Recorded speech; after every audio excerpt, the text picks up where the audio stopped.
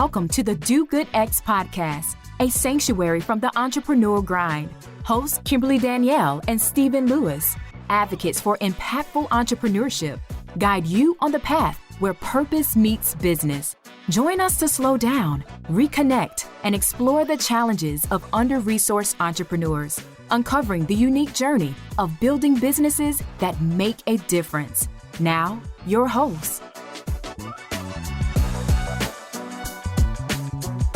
Welcome to the Do Good X podcast. My name is Stephen Lewis, and I am a catalyst for positive change in communities and in businesses. And for over 2 decades, I have been walking alongside and inspiring leaders and entrepreneurs to live and work on purpose with intention, faith, and a commitment to their well-being. And I'm joined today by my co-host, Kimberly Danielle.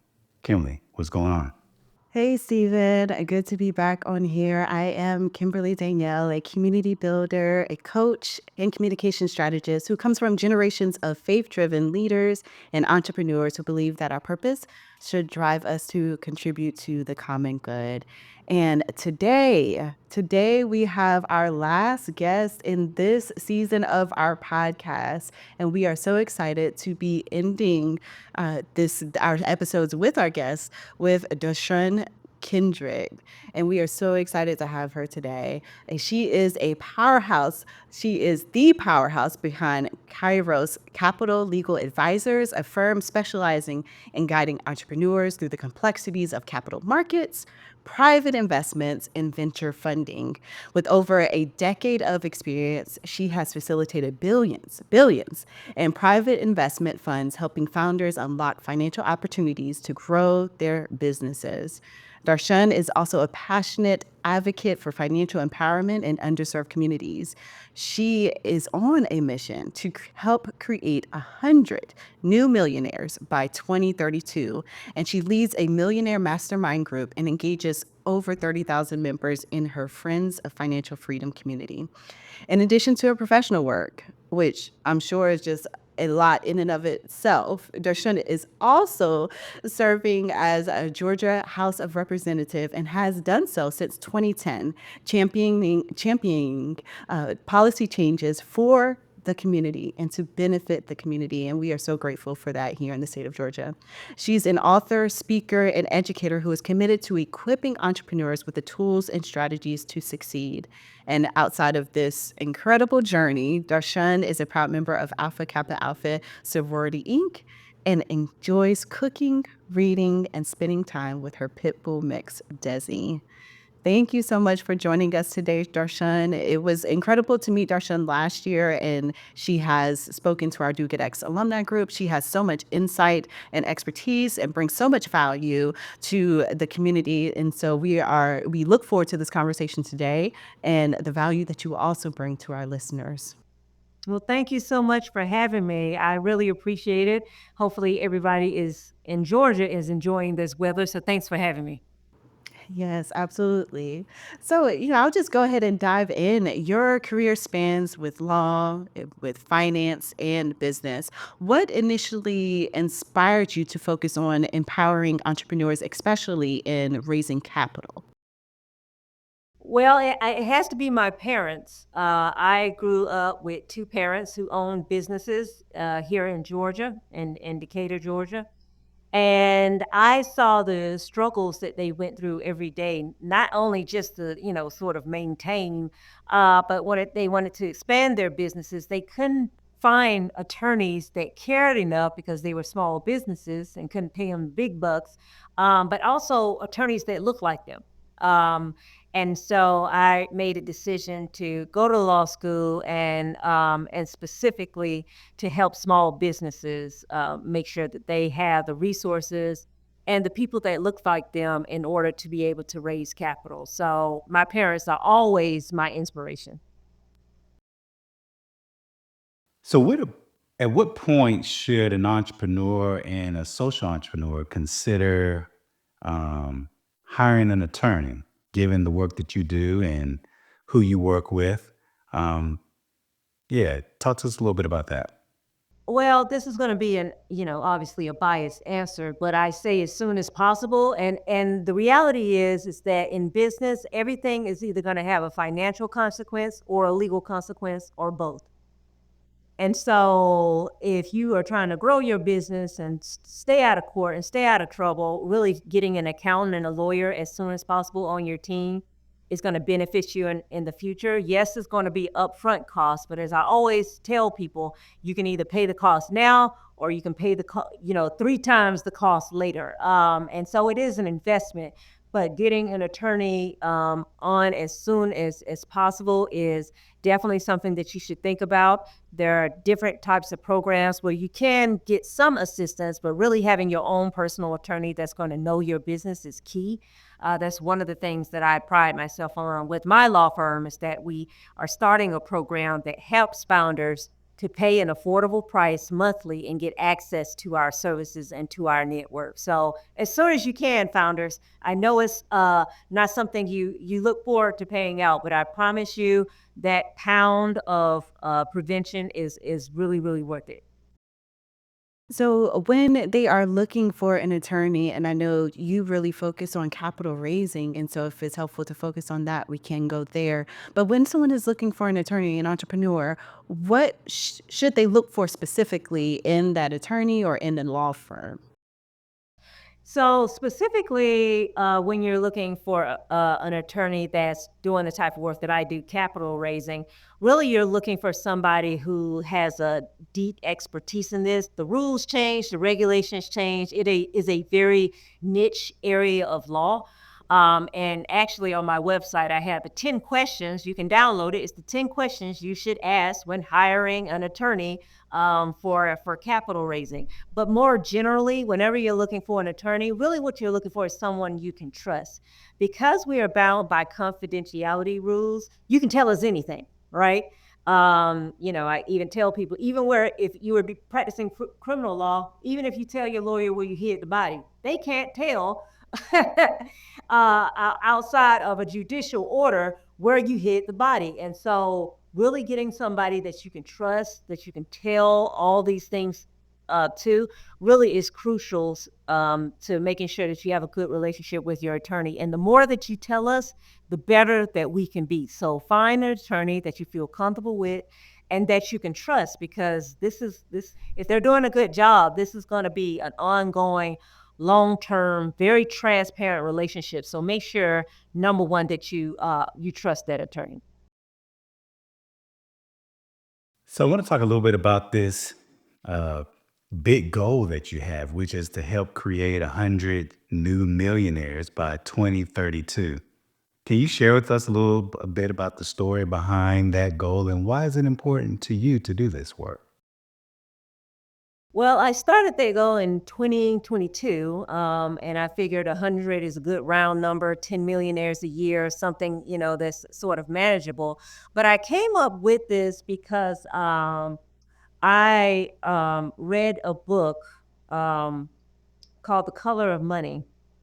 And it really struck me how big the racial wealth gap is. And this was before the pandemic. Right now, it's a canyon. So it's only getting worse. And I said, what can I do with my talents and my gifts in order to try to close that wealth gap? And so this was a personal and professional goal that I came up with, that's sort of measurable, that I can use my talents to create millionaires through entrepreneurship, and really try to do my small part in order to try to close that wealth gap, particularly in communities that look like me. So I mentioned in your introduction that you've raised billions in private investment funds. So I know you probably have a lot of insights and learnings from doing that can be helpful to others. So what are some common mistakes that you have seen entrepreneurs make when trying to secure funding? Well, we could be here for a whole show if I listed all the mistakes, but I'll try to narrow it down. Probably the number one is not getting the right team on board. So entrepreneurs love to think they can do it on their own, and I get it, because you're probably type A like me, and you're just like, I'll just do it. But when you're building a team that is going to be attractive to investors, they want to see that you have the support system to execute your idea, because no matter how good your idea is, if you don't have a team to execute it, it's just a dream. And so I see times where people won't hire an accountant to help them with the numbers, won't hire an attorney to make sure they stay out of trouble. Well, they won't bring in somebody who has more of a technical skill to finish building out their MVP. Make sure that you duly assess what you need to stand before an investor and say, I have the team to get it done. So that's the first thing. The second thing is just getting impatient. Capital raising is hard. It's just hard, y'all. It's a marathon. If you think it's a sprint, you're going to be sorely disappointed. If you need $100 million by next month, do not call me, because I cannot help you out.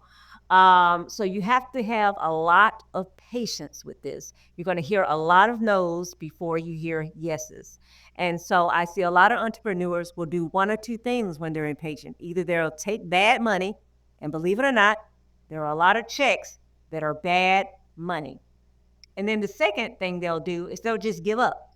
As I say, right before their breakthrough, they give up. That's when it gets the hardest. And so you have to have some patience during this process and just get up every day and do it again. And then the last mistake that founders make really is not taking advantage of their network of people.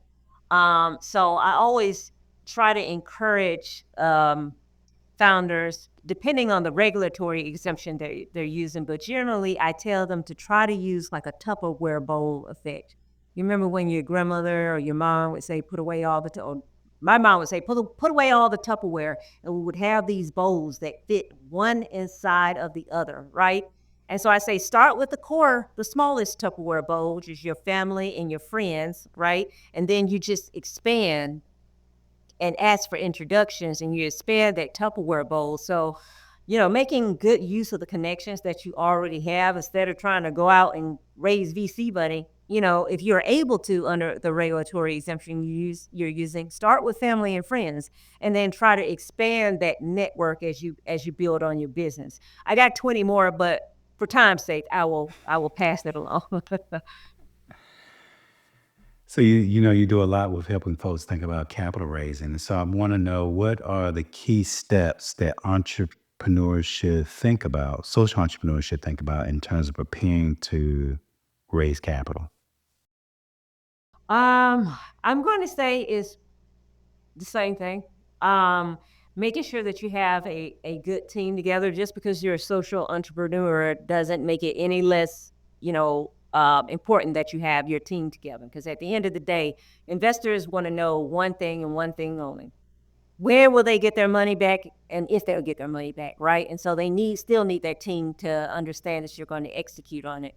And then secondly, for social entrepreneurs, it's really important that they know their numbers, because I see a lot of social entrepreneurs that focus so much on the social and mission driven aspect of it, which is great, right? I like ESG as much as the next person.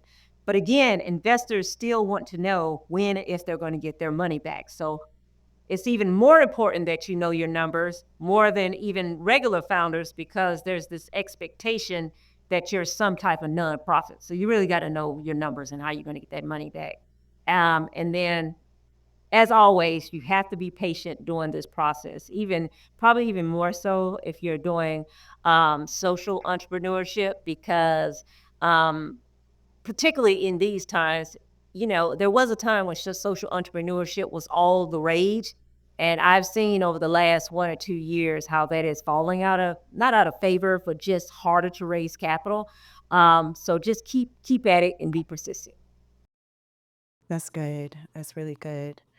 So I follow you on LinkedIn and on Instagram, and I know you're in other places, and you are doing so much for your firm as a representative, just in life. You are at an event, you are speaking, you are hosting an event, you're doing all types of things. So I'm wondering, how do you balance serving the community with the demands of running your own business yourself? in being a state representative?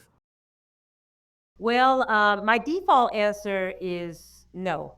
Um, and so it is always the job of the person asking me to do something to convince me otherwise. And so when people ask me to do something, my first reaction is to say no, because every time I say yes to something, I have to say no to something else, and vice versa, right? We only have 24 hours in a day. So my default answer to most things is no. And I let the other person sort of convince me otherwise. If it doesn't align with my purpose, my passion, or my profits, the answer is usually no. That's That's it. Yeah, no, I love that because so many people are challenged with saying no, and they usually say yes. So the boundaries around saying no and that being that first response, and then having that kind of a filter, on does this align with your purpose, passion, and profit? That's a great filter to look through and lens to look through things as. And so that's really wonderful. I love that. So we're going to shift just a little bit and we're going to move to our resource roundup. And here we typically explore various resources and practical tools and additional tips that will equip under-resourced founders as you build your businesses. And so I want to ask you, Dar'shun, what are 1 to 2 essential resources or tools you recommend for under-resourced entrepreneurs who are seeking funding? Well, the first website that I always give to entrepreneurs is the Securities and Exchange Commission website. Yes, it is nerdy. It's the SEC website, but they are the ones that are responsible for rules and regulations on capital raising. So whether you like it or not, the SEC needs to be your best friend. So go to www.s as in Sam, E as in Edward, V as in Victor.org.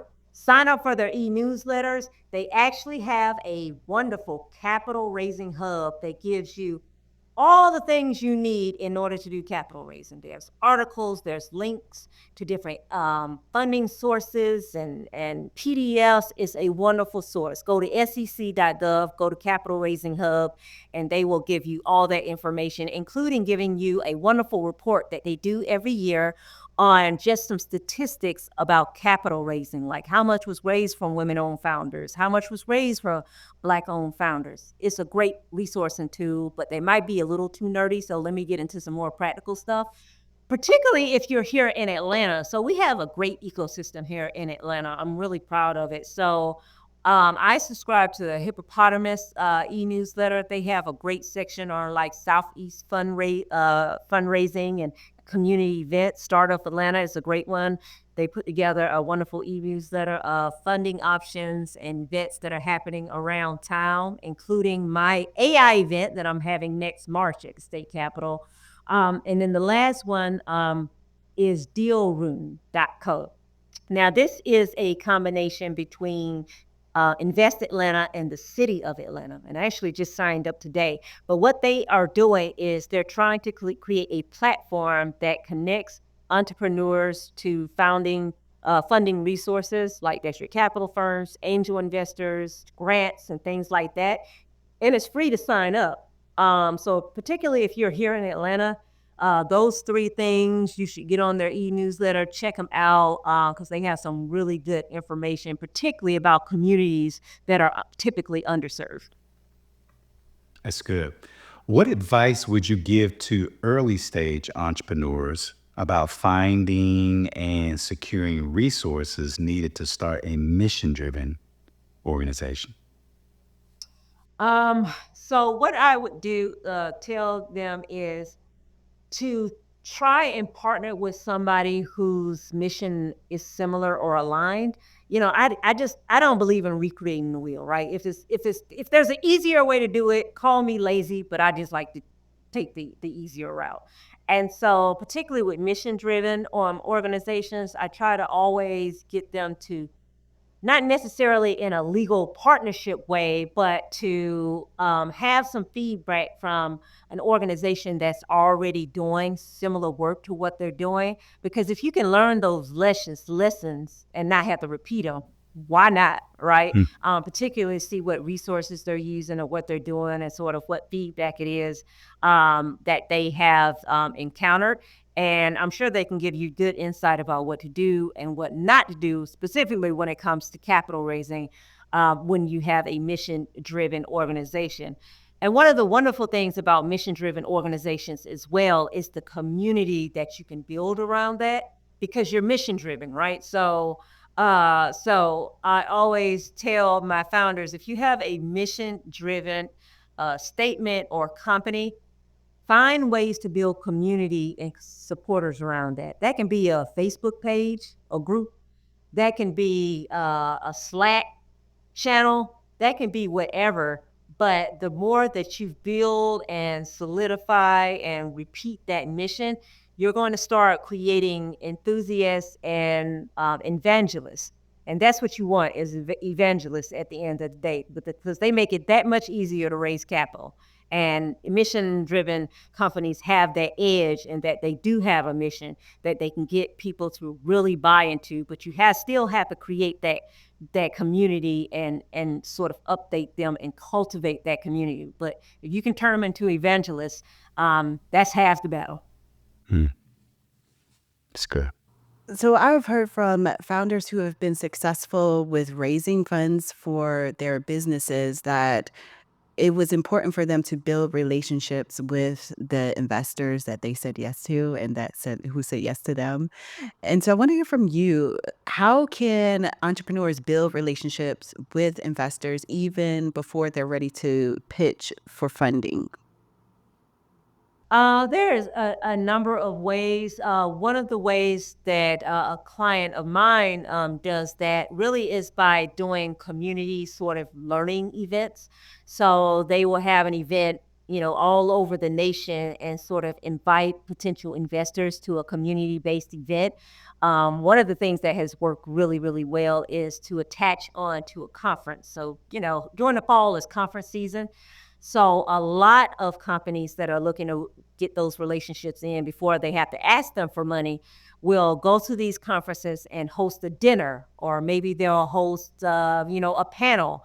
And really that is to sort of get them to trust them, get them to like them, get them to learn a little bit more about the business. Because what you're trying to do is by the time you go to ask them for money, right, you've already cultivated this relationship with them. They remember you from a previous event. They remember that you had that panel. They remember that you added them to an e-newsletter and sent them out information about what it is that you're doing next. So, doing those touches before you ask for your first dime is really, really important. And there are numerous ways that you can do that and do it pretty cost effectively on scale, and making sure that you are, just pinging them, keeping them up to date. My e-newsletter is one of my favorite ways to do that. It doesn't have to be boring. It doesn't have to be long. You don't have to do one once a week, but just making sure that you stay top of mind and that you're giving them information that's interesting to them. When you do have to ask them, they'll remember you, right? Because I'm sure they are flooded with requests. So you want to make sure you stay top of mind. That's great. These are great resources. And if you are enjoying this conversation with Dar'shun, please be sure to check out her resources at kairoslegaladvisors.com.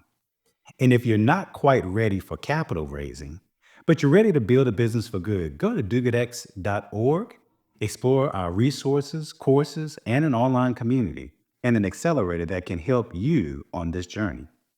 Now we're going to turn our attention and shift our conversation to our off the cuff segment.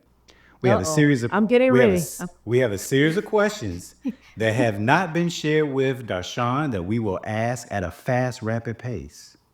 And here we want the first thought that comes to mind, an uncensored response, Dar'shun. That may be hard for an attorney, but we're just going to ask you to trust your intuition. I can do it. So, what is one of your go-to practices or rituals to slow down, center, and connect with yourself? Oh, that's good. I cook. So I will find a random recipe of something that I want to try, and I will put all the ingredients downstairs, and I will turn on some Beyonce music to dance to, and I cook. What is the best advice that you have received on your journey? The best advice I have received is to be grateful, to always show gratitude. I have a gratitude journal that I've kept for the last 10 years. And it's very, very true, because there are hard days, such as life, right? And to be able to flip through that gratitude journal and to see how my life has progressed and the blessings that I have had along the way, is just something that I think everybody should do. I write down 5 things a day, and you will be amazed how much that transforms your thinking when you go to bed grateful. Hmm. What do you do to navigate roadblocks and build your confidence? Um, to navigate roadblocks, I shut down everything that's distracting me. So the internet, the phone, I put my dog in the cage. Um, and I get out pen and paper and I sketch sort of an attack plan, just because I'm a planner. So if there's a roadblock, I believe that if you get quiet enough with yourself, that you'll find the answer. You just have to get the distractions out of the way. So I'm very much a inward thinking person when there's a roadblock in my way. How much of your success do you attribute to your faith versus your own grit, will, and hustle? Oh, 100% of it is my faith. Like I went to a high school with a 10% graduation rate, and now I'm an attorney serving in the House of Representatives. Neither one of my grandparents went to high school. Excuse me, graduated from high school, and I tell people I have 4 degrees for each one of them. I am a living, breathing testimony about how strong faith can get you to places you have never dreamed. I don't take credit for it at all. I know each and every day is only by grace that I'm able to do this work each and every day. That's why I keep the gratitude journal, is because I need to be reminded, and no matter how bad my day has been, there's always somebody who didn't wake up, who didn't have their family that they could talk to. And so I am just grateful. So then complete this sentence. Because of my entrepreneurial endeavors, communities and entrepreneurs will be more able to do. Whatever it is that they set their mind to. Thank you so much, Dar'shun, for taking time out of your super busy schedule to be Indeed. present with us and to share your insights, to share your expertise, to share your part of your story with us and with those who are tuning in. We appreciate what you are doing for entrepreneurs and founders, and we appreciate what you are doing for our community here in Atlanta and beyond in this state as a representative. So thank you so much.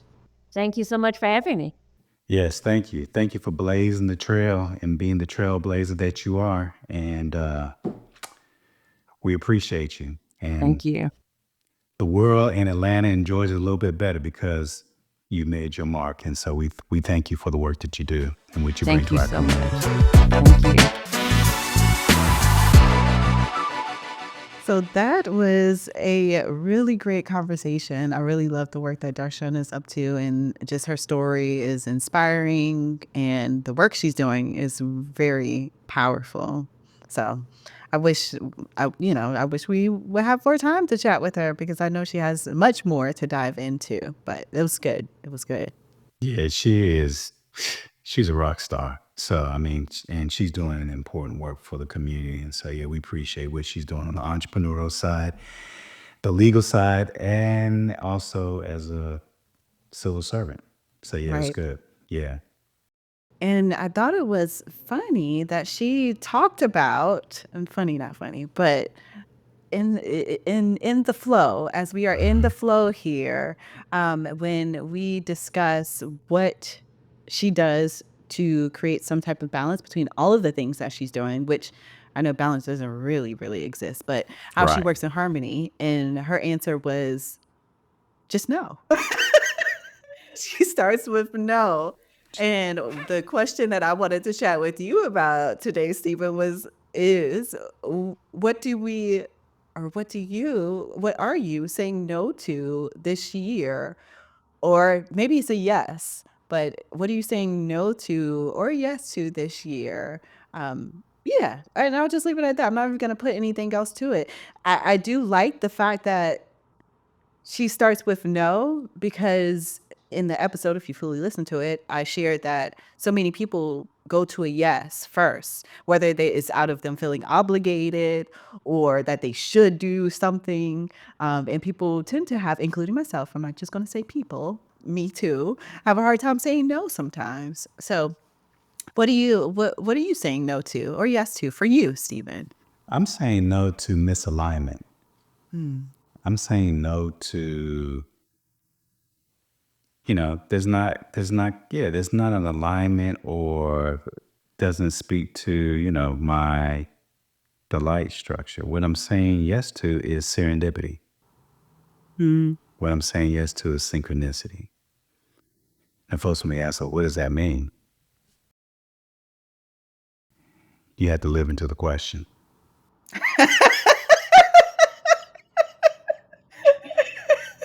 And maybe one day in the distance, you'll discover, the answer for yourself. But yeah. And I think those things work together, right? To be open to synchronicity and serendipity, which is some alignment of some sort, means that you have to be able to say to those things that just don't feel aligned with who you are, where you're going, or what you may be up to in this moment, in this time, what we're called to be and do with our one precious life. So, no to misalignment, yes to serendipity Hmm. and synchronicity. What about Hmm. you, Kimberly? That's real good, and that definitely resonates with me as well. I would, for me, I would also add to that saying no to so I'm an internal. I tend to be an internal processor, and I tend to live in my head a lot. And one of the things that I've been focusing on saying no to is going down a rabbit hole of unhealthy thoughts or ways that I might speak to myself, or allowing the noise to cloud my view and my perspective, making things very cloudy and unclear. And so, whether that noise is what's going on in the world that's super negative, that, in it goes beyond just being aware. It goes to like saturating myself in those things, or and having that to impact the way that I'm thinking, or whether that's something's just not going the way that I imagined it might. And then I turn in and I'm like, okay, well, what did I do wrong? What did, in the way that I'm talking to myself doesn't really support me in these moments. So really it's saying no to not living into my highest self, and saying yes to being who God created me to be, and knowing that regardless of how this journey goes and flows, I am where I am supposed to be if I'm tuning into that inner voice that Dar'shun mentioned in the episode. If I get quiet enough and still enough, and Stephen, you talked about on a different episode the quote from Howard Thurman. If I get quiet enough and still enough to listen to the sound of the Sound of the genuine genuine. within me. And so that's what I'm saying yes to. I'm saying yes to the sound of the genuine within, and no to the noise, whether that's noise that's internal or whether that's noise that's external. That's good, KD. And let us keep each other accountable as we move forward into the new year.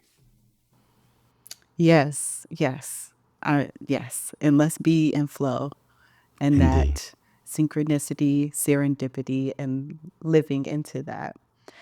For those of you who are tuning in, we invite you to think about what it is you're saying no to and what you're saying yes to that aligns you with the purpose, with your purpose, and with the path that you were created to be on.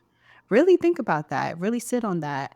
And how are you going to hold yourself accountable? Maybe you need a person like Stephen or a KD or to in your life to hold you accountable. Or maybe there are other ways that you want to hold yourself accountable. It's very helpful to have someone or something to really help you stay in line with what it is that you want to do and who you are called to be.